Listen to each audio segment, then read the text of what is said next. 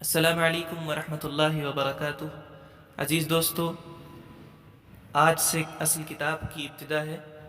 جس میں اس کتاب کی پہلی تقریر حضرت مولانا کی وہ تقریر ہے جو 11 اکتوبر 1963 کو لندن یونیورسٹی کے یونین ہال میں کی گئی تھی، جس میں طلباء، اساتذہ، محققین اور مصنفین کی بڑی تعداد شریک تھی۔ ملاحظہ فرمائیں: انسانیت کا پیغام، مشرق و مغرب کے نام، مشرق و مغرب کی درمیانی خلیج۔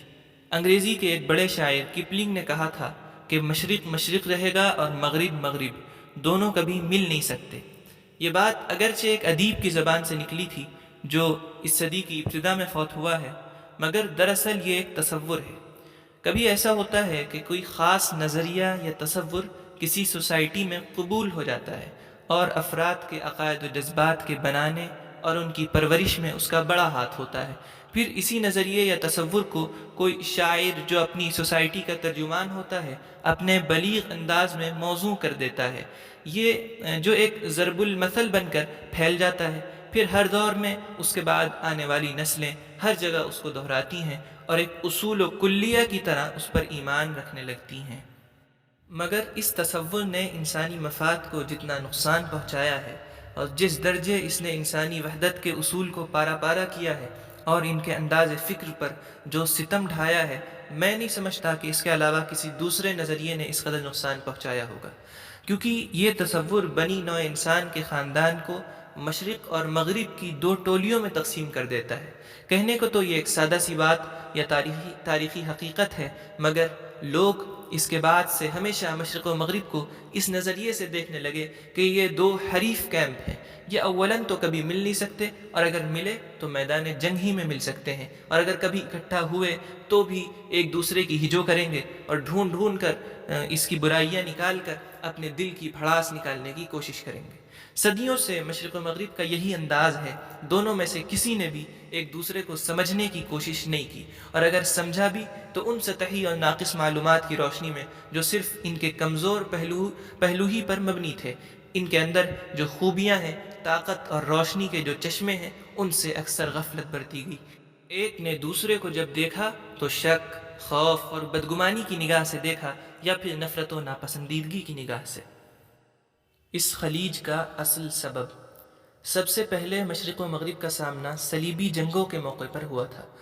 ان جنگوں کے موقع پر جو عقیدہ مشرق پر حملہ آوروں کو ابھار رہا تھا، اور وہ روح جو ان کے اندر کار فرما تھی اور ان کے اندر جو جوش و ولولہ پیدا کر رہی تھی، اس کی بنیاد ان قصوں پر تھی جو انہوں نے مسلمانوں کے بارے میں سن رکھے تھے اور جن کو وہ صحیح سمجھ رہے تھے، اور اس بنیاد پر تھی کہ ان سے یہی کہا گیا تھا کہ یہ جنگ اس لیے ہے کہ مقدس سرزمین کو وحشی بت پرستوں کے چنگل سے نجات دلائی جائے۔ اس کے علاوہ جنگ کی سیاہ اور بھیانک فضا کبھی بھی کسی برسر پیکار لشکر کو اس کا موقع نہیں دے سکتی کہ وہ دوسرے فریق کی خوبیوں کو دیکھ، اس کے جوہر کو پرکھ کر، اس کے عقائد کا مطالعہ کر کے اس کی قدردانی کرے اور شریفانہ و مساویانہ اصول پر باہمی مفاد کے لیے کام کرنے کی راہ ہموار کرے۔ لیکن اس کے باوجود تاریخ تمدن کی مانی ہوئی حقیقت ہے کہ صلیبی جنگیں فائدے سے خالی نہ رہیں، اور مشرق و مغرب کے درمیان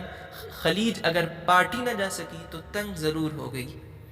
مشرق و مغرب کا باہمی تعارف بہت قریب سے اس وقت ہوا جبکہ 19ویں صدی میں مغرب نے سیاسی یا اقتصادی مفاد کی خاطر اپنا آہنی اور مضبوط ہاتھ مشرق کی طرف بڑھایا اور اپنے ہاتھ یکے بعد دیگرے مشرق کے ممالک پر مسلط کیے، اور اس کے ساتھ اپنے تمدن، صنعت، سائنس اور کلچر کے ساتھ یلغار کی، اور اپنے طرز حکمرانی کے اچھے اور برے دونوں پہلوؤں میں اس مشرق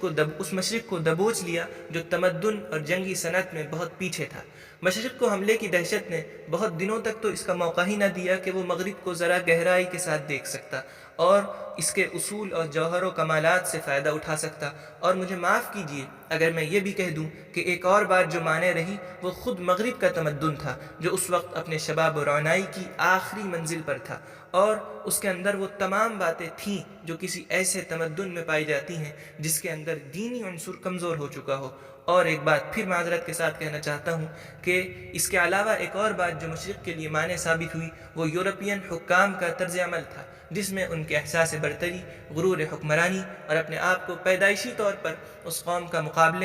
کے مقابلے میں برتر سمجھ کر سلوک کرنے کا دخل تھا، جس کے ہاتھوں سے انہوں نے زمام حکومت چھینی تھی، اور جو کل تک ملک کا حکمران تھا، جس کا احساس زخمی اور جس کے جذبات نازک تھے۔ یہ سلوک احترام و انسانیت کے اس نظریے سے کسی طرح میل نہیں کھاتا تھا جس کا مغرب داعی تھا، اور نہ جمہوریت کے اصول کے مطابق تھا جس کی یہ فاتح قوم اپنے ملک میں مدافعت کیا کرتی تھی۔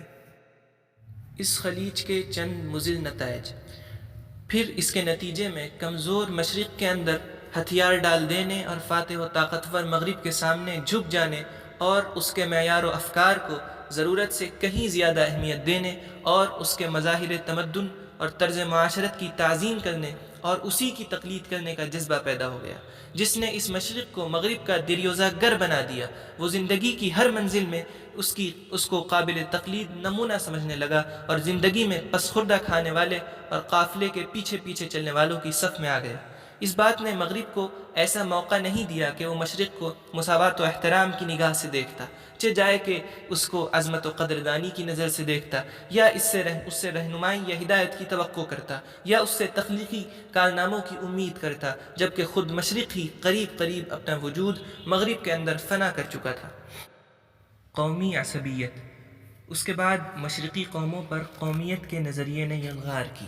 وہ نظریہ جس کو مغرب نے عارضی طور پر ایک آسان حل کے طور پہ قبول کیا تھا، جو اس کے اندر دینی جوش پیدا کرتا تھا۔ پھر خود ہی مغرب نے اس نظریے کی خرابیوں کو سمجھا اور اس کو خیرآباد کہا۔ بہرحال اس نظریہ قومیت نے ان مشرقی قوموں کو جو آسمانی پیغام اور عالمی دعوت رکھتی تھی، اس کا موقع نہیں دیا کہ وہ مغرب کی طرف پھر ایک بار مدد اور دوستی کا ہاتھ بڑھا سکتی، اور پھر انسانیت کی مدد کے لیے اس طرح بڑھتی جس طرح ہر مصیبت کے وقت پہلے بڑھا کرتی تھی، اور انسانیت کو ایک نئی زندگی، نیا خیال اور پرمسرت زندگی کی نئی بنیادیں فراہم کر سکتی۔ بلکہ یہ قومیں خود ہی اپنی ذات، اپنے مسائل اور قومی مفاد کے معاملات میں الجھ کر رہ گئیں، اور اپنے آپ کو نسلی یا لسانی یا جغرافیہ کی تنگنائی میں محدود کر لیا،